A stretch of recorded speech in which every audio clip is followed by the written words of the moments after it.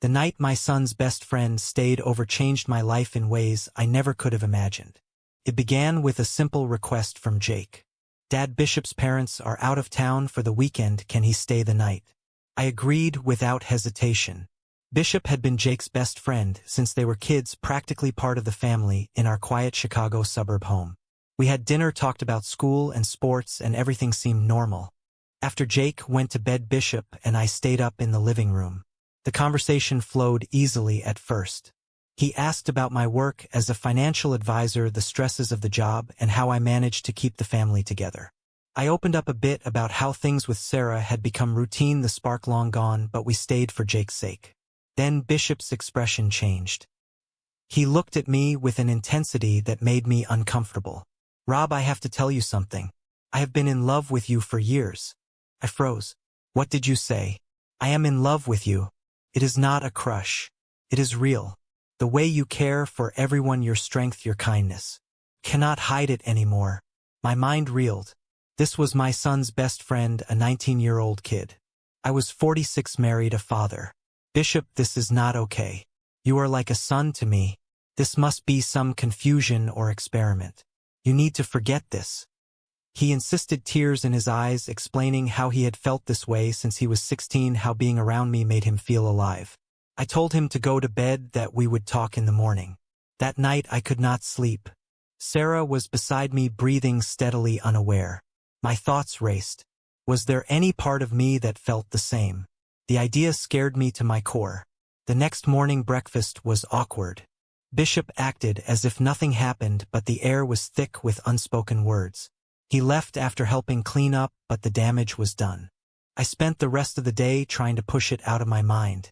I mowed the lawn, fixed a leaky faucet in the bathroom, helped Sarah with groceries. Every normal task felt heavy. At dinner, Jake talked nonstop about his upcoming college applications and how Bishop was already thriving at the University of Illinois. Sarah smiled and asked if everything was okay with me. I said I was just tired from work. Inside, I was replaying Bishop's words over and over. How long had he felt this way? Had I given him any sign? Was I blind to something in myself? The house felt different after that night. The living room where we had talked now carried a weight. I avoided sitting in the same chair. When Jake mentioned Bishop coming over again for a study session, I felt my stomach tighten. I told myself it was a one-time confession from a confused young man. He would move on. I would forget. But deep down I knew the ground had shifted.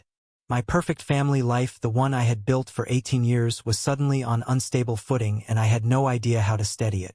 I thought about my own youth, growing up in a strict household where feelings like this were never discussed. I married Sarah right after college because it was the expected path. We had Jake young and poured everything into raising him. Work, promotions, the mortgage, the annual vacations to Michigan, all of it built a solid picture. Now one conversation threatened to crack the entire frame. I wondered what the neighbors would think if they knew. Our church community, the PTA meetings, Sarah's nursing colleagues. The judgment would be swift and merciless. By the end of that first week, I had convinced myself I could bury it. Then the text came. From Bishop. I did not mean to scare you. Can we talk sometime, just us? I stared at the screen for a long time before deleting it. But the words stayed with me. The days after the confession blurred into a tense routine. I threw myself into work, staying late at the office, reviewing client portfolios that did not need reviewing. At home I was polite but distant with Sarah. She noticed. You seem preoccupied, Rob. Is work that bad? I shrugged it off and said the market was volatile. Jake remained oblivious, caught up in his senior year excitement. He kept inviting Bishop over, and I could not say no without raising suspicion. When Bishop showed up the next Friday night, the atmosphere in the house shifted instantly for me. He greeted Sarah and Jake normally, then caught my eye for a split second. That look carried everything he had said. I busied myself in the kitchen chopping vegetables for dinner. Later, while Jake was on a call with friends, Bishop found me alone on the back patio. Rob, I know you want me to drop it, but I cannot. These feelings have been part of me for years. I respect your marriage and your family. I just needed you to know the truth. I told him again that it was impossible. You are 19. I am more than twice your age. My son trusts you. My wife trusts me. This would destroy everything. He nodded, but his eyes showed pain. I understand. I will try to stay away more. But being around you has always felt like home. When he left that night, I sat on the patio long after everyone went to bed. The cool Chicago spring air did nothing to clear my head. For the first time, I allowed myself to examine the feeling I had pushed down. There was a warmth when Bishop spoke to me, a sense of being truly seen that I had not felt in my marriage for years. Terrified me. Sarah and I had grown comfortable but distant. Our conversations were about schedules and bills and Jake's future. Intimacy had become rare and mechanical. I told myself that was normal for long marriages. Now I wondered if something in me had always been missing. I thought back to college, a brief friendship with a guy named Chris that had felt deeper than it should have. I shut it down then and never looked back. Was this the same thing resurfacing? The following week, Bishop kept his word and stayed away. Jake complained that his friend was busy with college. I felt relief mixed with an unexpected emptiness. One evening, Sarah asked if I wanted to go for a walk after dinner. We strolled through the neighborhood past the identical lawns and minivans. She slipped her hand into mine. Felt familiar but distant. Rob, whatever is bothering you, you can tell me. I squeezed her hand and lied again. Just work stress. That night, I lay awake listening to her breathing. My mind drifted to Bishop. His laugh, his thoughtfulness, the way he remembered small details about my life. I felt a pull I could not name. Guilt flooded in immediately. I was betraying my family in my thoughts alone. The next morning, I deleted his number from my phone even though I had it memorized. I told myself this was the right thing. Protect the family. Stay on the path I had chosen. But the questions kept coming. What if this feeling was real? What price would I pay to ignore it? 2 weeks passed and the tension inside me only grew. Jake mentioned Bishop was coming over to help with a college essay. I braced myself. When he arrived, he kept things light around Jake and Sarah. But when we had a moment alone in the garage while looking for an old yearbook, he spoke softly. I have tried to stay away, Rob. It is not working. I miss talking to you. We ended up sitting on the garage steps talking for nearly an hour. He told me about his own struggles growing up with divorced parents and how my steady presence in the house had been a lifeline. I found myself opening up too. I admitted the marriage had been lonely for a long time, that I had always felt pressure to be the strong provider. The conversation felt dangerously easy. When he reached over and took my hand, I did not pull away immediately. The touch sent a shock through me. It was not lust. It was connection. Later that night, after everyone was asleep, I could not stop thinking about that moment. The next day, I suggested to Sarah that we have a date night. We went to our favorite Italian place. She talked about work and Jake. I smiled and nodded, but my mind was elsewhere. Guilt ate at me. I was trying to fix something that felt broken long before Bishop's confession. A few days later, Bishop texted from a new number. I know I should not, but can we meet for coffee just to talk? I agreed against my better judgment. We met at a small cafe downtown. He looked nervous but determined. Rob, I am not asking you to leave your family. I just want you to be honest with yourself. Do you feel anything at all? I sat there for a long minute. Yes, I feel something, but it is complicated and wrong. We talked for 2 hours. He shared his fears about coming out fully. I shared my fears about what this would mean for Jake. When we stood to leave, he hugged me. It lingered. In that moment, something shifted. I felt seen and alive in a way I had not in decades.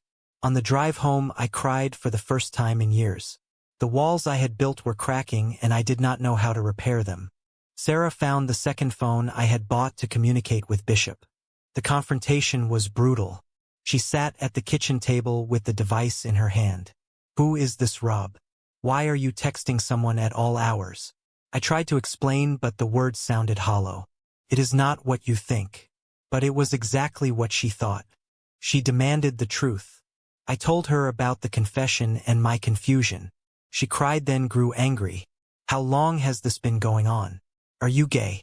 Have you been lying to me our entire marriage? Jake walked in during the middle of it. He heard enough. Dad and Bishop. What the hell? His face went from shock to betrayal in seconds. He stormed out, slamming the door. The next days were chaos. Sarah moved to the guest room. Jake refused to speak to me or Bishop. Neighbors noticed the tension when Sarah stopped attending church with me. At work, I struggled to focus. One colleague asked if everything was okay at home. I lied. The community we had built felt like it was closing in. Whispers started. Bishop's parents called me furious. How could you do this to our son? Jake confronted me one night. You were supposed to be my dad. Not this. Bishop was my best friend. I have lost both of you. His pain cut deeper than Sarah's anger. I tried to explain that I never planned this, but he did not want to hear it. I felt the full weight of the choices I had made. The family I had tried to protect was fracturing, and I was the cause. I started seeing a therapist in secret. She helped me unpack years of suppressed feelings. I realized I had always felt different but chose the safe path of marriage and family. The guilt remained crushing. Sarah filed for separation. Jake moved in with a friend temporarily. The house echoed with emptiness. Bishop and I met a few more times. Each conversation brought clarity and more pain. He encouraged me to be honest with myself but never pressured me to leave my family. I saw the toll it took on him too.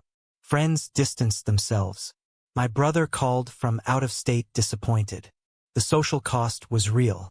In our suburban world, this kind of truth was not easily accepted.